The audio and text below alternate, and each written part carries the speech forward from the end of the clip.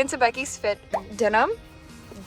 And look at the hair. We've got a jersey, waffle knit, long sleeve underneath, and I have these big baggy gray denim, and I wear these Doc Marten boots. But I have a, you know what I have in here? What? Inserts? Yo. We're at the Shell. It's like at a marina, and there's like yachts, and it's a small venue, and it's shaped like a big conch shell. It's giving the Hunger Games cornucopia. Oh, it is. And those are the boats. Oh my god, so many bisexuals. I feel like I never see bi people so gays. I've seen so many bitches who look exactly like me. Just walked past her, I'm like, she stole my look. Stole my look. Let me see a masked lesbian though. Where are we at tonight?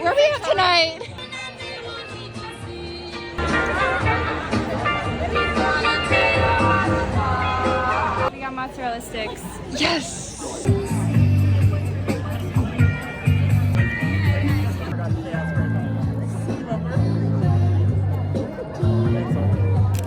It's fun.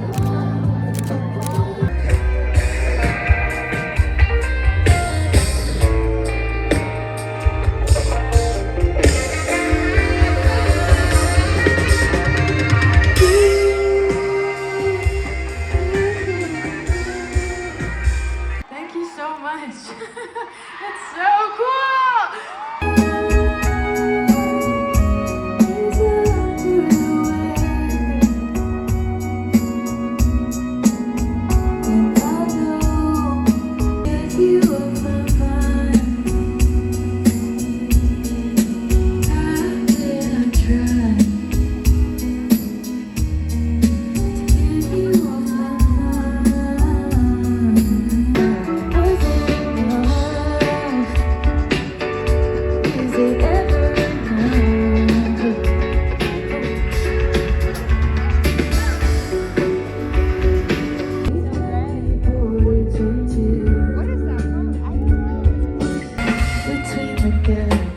Keep it under wraps. How I got the same epiphany.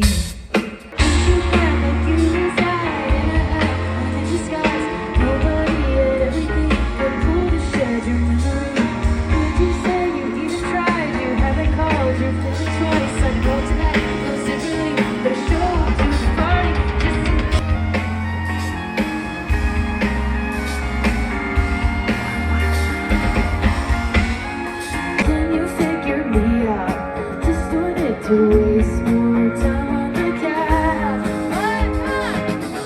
Can you see me? I'm waiting for the right time. I can't read you.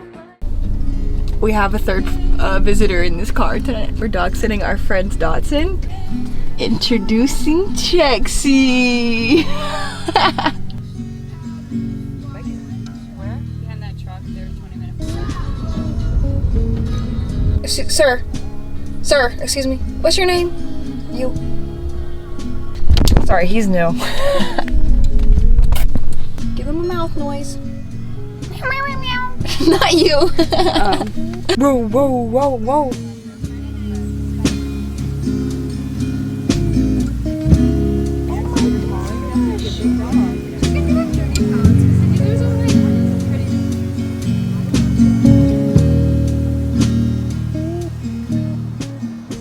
What do you think? I love it. Everyone had like handmade art booths. It was really cool. Jax, what did you think of the little festival we just went to? He said, Well, I thought it was really good, but everybody tried to pick me, and then I got overwhelmed when that man tried to pick me up.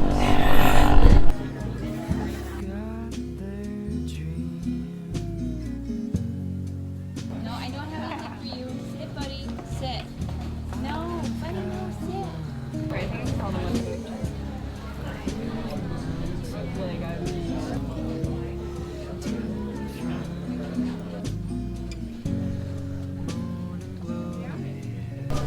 temptation.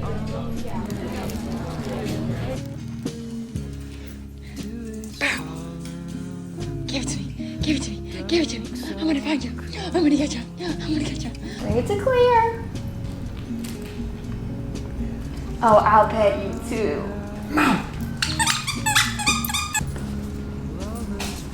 Hi, tail. Okay. Oh, wow. Inside. No, no, why oh, you.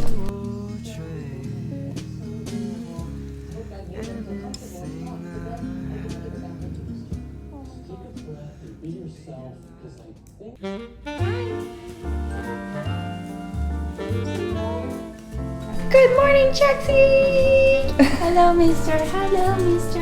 Oh, Hello. I missed you. Hi, good morning, Jax. Good morning, Mr. Jax. Good morning, Mr. Jax. Good morning, Mr. Jax. Boy, it's back. Figure eight, figure eight, figure eight.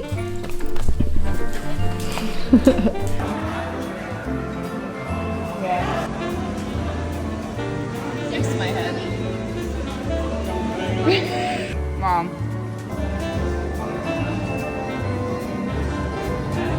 Finally. We finally found a good spot. We haven't found a good burrito in San Diego, and we love breakfast burritos, even though it's 1 p.m. Yo, it has been not even 5 minutes. This is a murder scene. I can like feel it up here. Which, like I said, it was very humbling. It was challenging. It was hard. But it forced growth. So I went back into that phase and I passed. This my man, Nick Bear. After much research and much deliberation, I've decided I want to run another half marathon. Where's the applause? No? Okay, so I've been lifting a lot. I've been wanting to like gain muscle in bulk, but I miss the half marathon training I used to do, and I would love to kind of find a way to like incorporate both in a chill way. And I do want to run a marathon at some point. My time last time was 2:01, so I want to get below 2 hours, and I think I could crush that honestly, because the last time I was like just trying to finish, and then while I was in it I kind of decided, hey, let's run faster, and then was cooking it for the last few miles or so. So I want to get much below 2 hours, and it's gonna be hard to bulk while running this, but it's still not impossible. And I really miss the positive benefits for like reducing anxiety that comes from running. I was like reading an article about this the other day. Like, studies have shown that exercise helps with your mental health, period, but the type of exercise does matter in terms of how many benefits you get. And with strength and resistance training, there's a lot of health benefits with weightlifting. It makes you stronger, it makes you less likely to be injured, it makes your bones stronger. But the study found that specifically cardiovascular training has the most benefits for reducing anxiety and improving creativity, particularly in activities like running, where it's repetitive and you get into a sort of meditative state. And I was like, yes, that's literally how I feel. Because imagine when you're running, it's like 1, 2, 3, you're inhaling, 1, 2, 3, you're exhaling, 1, 2, 3, you're inhaling, 1, 2, 3, you're exhaling. I'm not consciously doing this, but it is a really repetitive state. It also is a way to get outside, and I feel more tired after running, whereas lifting, like, my muscles are tired, but I'm like mentally not tired, so you don't get the like anxiety reduction of getting to literally go run on your hamster wheel with running. And just the feeling of progress like in your life. I ran a half marathon, that made me feel so cool. Like, I did it, like I really liked it, and to run another one and to beat the time goal, that would feel so satisfying. And I've realized like this sense of progress in my life, that like I'm getting better at something, or that I learned something, or that as a person I'm evolving. Do you guys know I have a tattoo on my thigh that says evolve? Evolve. I got that at like 22 years old. So this is my little tangible way, at least in my fitness part of my life, to get back to learning and growing, along with trying to bulk. Ooh, big goals. Anyway, I'm running a little 3-mile chill trot today. Deuces! It took me 6 years to get into ranger school, working from recycling, and I cried. Not in front of them, but I went back to my patrol base. I put my head down. This is when I think I'm gonna graduate.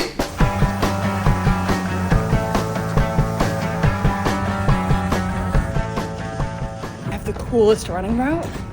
This goes right through Balboa Park, which is basically San Diego's version of Central Park in New York. And I love to come take my runs through here for a section at least. We're right by San Diego Zoo and by the botanical gardens and some iconic architecture. Look at this. Wow. Interstate. I want to quickly walk through my running gear just because you really don't need a lot. But my shoes, I got the Hoka Clifton 9s. I rewarded myself after my last prep for the half marathon, and I was like, if I get halfway through the prep, I'll buy myself some new running shoes, and these are them. Before that, I had some okay ones. They were just dirty as fuck. And I've been wearing them for years, so definitely needed new ones. And then a lot of the shorts and shirts I'm training in are thrifted. I was so surprised to find like how expensive running gear was for simple shit, like running shirts. But if you go to the thrift store, especially if you wear a lot of men's clothes like me, you can go to those size small and find stuff. And a lot of this stuff is meant to be worn over and over and over. So I got a lot of stuff that way and bought like 2 pairs of Nike shorts that I loved, and I rewear the fuck out of those. And then I'm just using my Apple Watch to track time and pace. Maybe I'll reward myself with a Garmin halfway through this prep. Period. My plan is to run the Surf City half marathon in March. So I don't know if any of you guys are watching that or want to start a prep. It's in Huntington Beach, just north of San Diego, south of LA. It's supposed to be flat, straight beach run, which is kind of boring, but I don't care, flat is good. Woo, okay, I'm done. 4 miles, and it took a little bit more than 40 minutes. And then I had to remember to pay rent. And you know what's not fun to do when you have an expensive San Diego apartment? Pay rent. I'm so nervous today because I hear back about a decision on an interview that I had. I had 4 rounds of interviews, and they said they were gonna get back to me on Monday with a decision. So after each round of the interview, there were times where I felt like, oh, I crushed that, and other times where I felt like, I don't know.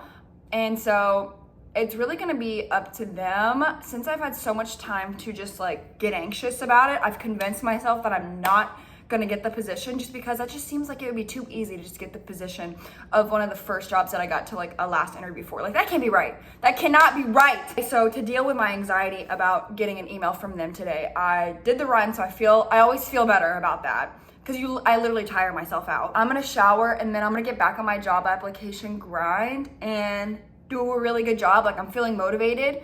That's one thing about anxiety, is that sometimes it can be used to help you. Like, if you're really anxious about, in my case, getting a job, then it motivates you to go and get on your grind to fill out the applications. Like, I'll be popping out of bed in the morning to run to fill out applications because I'm anxious.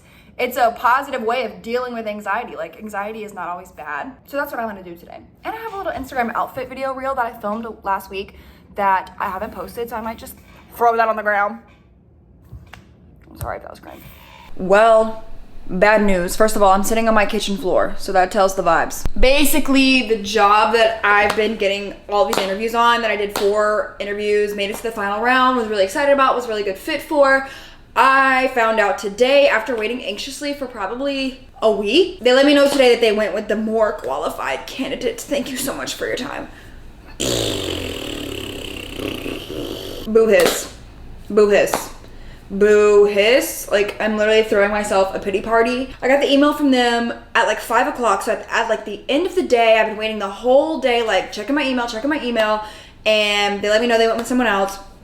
So I went to the gym and I did a crazy heavy lift, like just wore myself out so I could feel more chill. Took a shower, and I'm about to go to my girlfriend's house, thank God. And I'm chilling out, but I am pissed. I'm not pissed, but I'm disappointed. I definitely wanted that role. I didn't know if I was gonna get it or not. So it wasn't like I thought I had it in the bag. It was like, it could be up in the air, because there was a lot of skills that I just knocked out of the park. And then there were some other ones, like just experience with specific analytic tools that I didn't have. I didn't get to touch on this in other videos, but I was really nervous about the technical interview for this job that I'm talking about. And by the way, I studied super hard for it, and I knocked it out of the park. Like, I slayed. The guy was like, you're the fastest person I've interviewed to complete the tasks. Like, I finished all the tasks. It kind of works like they give you one task, and then it starts out easy, and then the next stage is like you build on top of the solution to the first task, and then so on and so forth. And there was like 4 different parts. And it was like combining different technologies together. In this example, it was like using different APIs, and it was actually really cool. I'll just tell you what it was. So you had to use an API that fetched weather data. This is like a public free API. You get the weather data, then you had to use this other API to use artificial intelligence to summarize the weather data, and then the third part, you got the summary sent to your phone as a text. But it was complicated because the weather data was like sent to you not just in a normal text format, but it was like a table with like a graph, so you had to like figure out how to get that into the AI chatbot so that the AI chatbot could make sense of it. It was just a lot of bringing tools together, and it was using Python and different API endpoints. So I killed that shit. And even though I didn't get the job, I feel good that I killed that technical interview. Like, that gave me a lot of confidence and some starting points in terms of how I would study for future interviews. The coding languages that I studied, which in this case was Python and SQL, are still very likely to be assessed on again in future interviews. So everything is not lost. I was just really hoping that would go through. That would be really nice. But also, people are taking months and months and months to land offers. Like, I don't know, it felt too easy to get one like that. I don't know. Now I'm kind of pissed off. Like, now I'm like, well, damn, I was close. Like, I was actually close. Like, I'm a qualified candidate. I'm a competent person. Like, I did the technical interviews. Like, X, Y, Z, A, B, C, D, E, F, G. So all is not lost. A lot of the example scenarios I came up with for that past behavioral interview, I'll probably have to use again in future behavioral interviews. And that's just the nature of the job hunt. So I'm disappointed, but I do feel still hopeful and also like reinvigorated to like, oh, y'all said no to me. Oh, well, why I oughta? I'm gonna show you. Like, now I feel like revenge era is on. Like, I'm like, oh, okay, so we're gonna make it hard. Let's do it then. Let's do it. Okay, you wanna be hard? You wanna be tough? You wanna say no? Oh, okay. We'll see how long I go without a job. We'll see. Now, like, challenge accepted type shit. I say all that having no clue how it's gonna work out at the end. But, there's nothing to do but to keep trying. Like, there's literally no other option. And I know I'm the type of person that's self-motivated and I can get myself to study, to apply. Like, I have discipline, I can do it. So I'm not that pressed. Let me get my ass up off the kitchen floor. Tomorrow's a new day. Bro, fuck.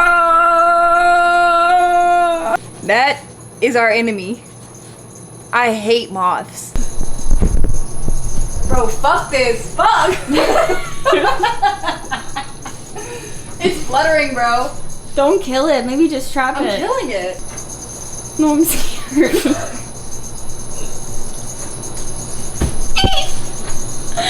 No, it's dead. Flush it. Fuck. It's down there.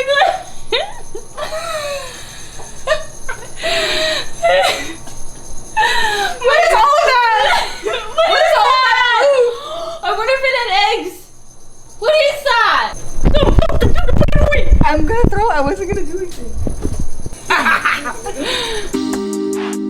Play this record as frequently as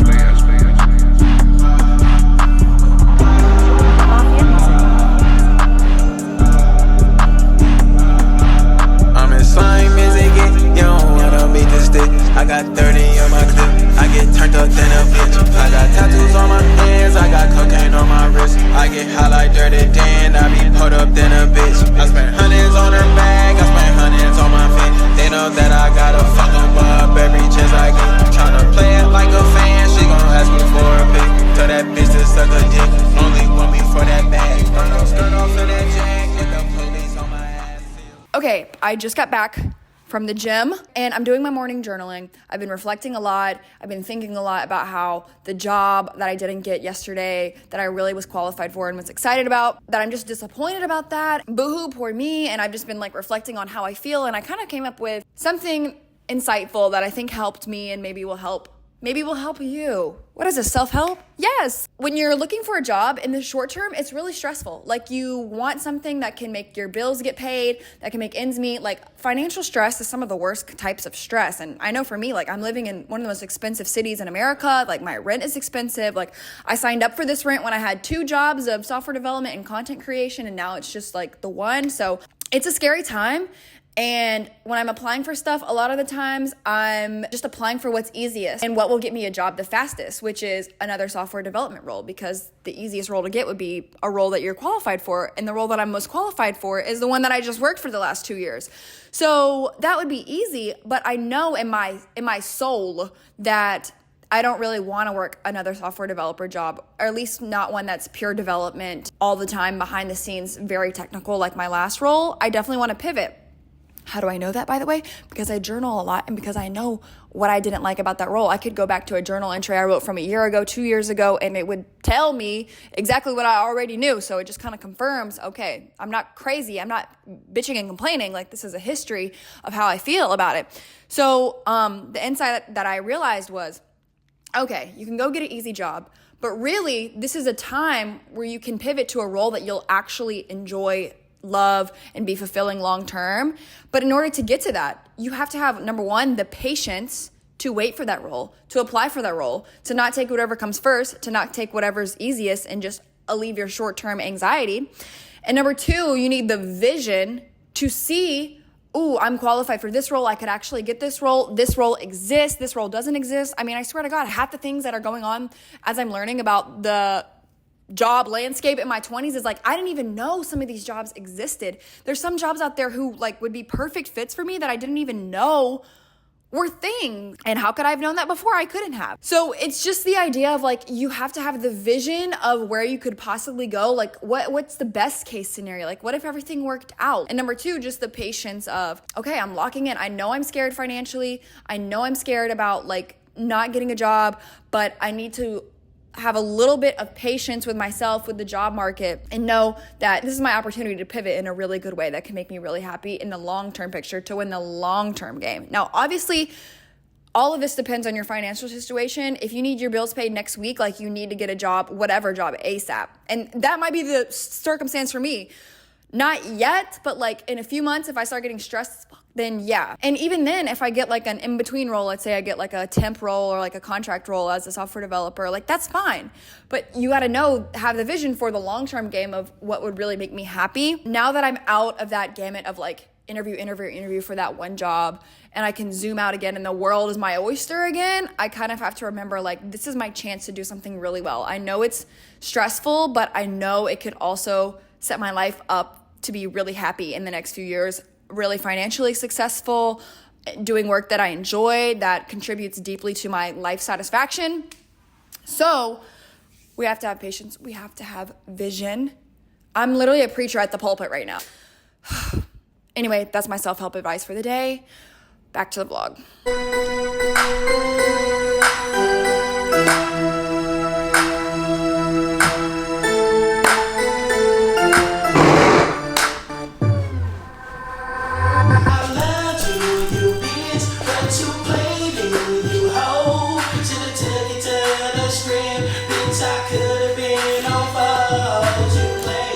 Whoa, what?